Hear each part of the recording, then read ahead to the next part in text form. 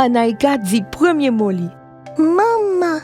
Samuel ak Anna content, yo embrassé li et puis yo dit Bravo! pour féliciter l et puis encourager l. Ça montre Anaïka parler c'est un comportement positif et puis ça encourager plus développement langage.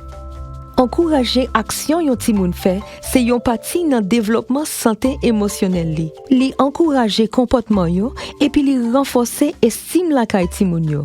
Nous ka fait ça à travers gestes ak lè nous servi avec mots encourageants.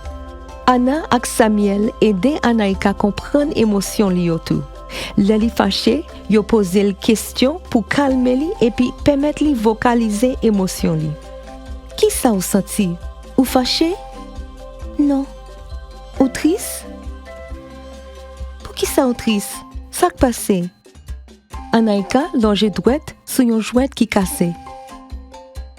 En forme Anaïka, nous ka ranger li. Li praloke.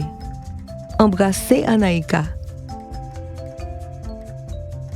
Guider ti moun yo pour communiquer sentiment yo et puis calmer yo, créer un environnement côté yo senti yo comprendre yo et puis yo en sécurité pour exprimer tête yo. Ça crée un lien confiance qui dirait longtemps avec parents yo.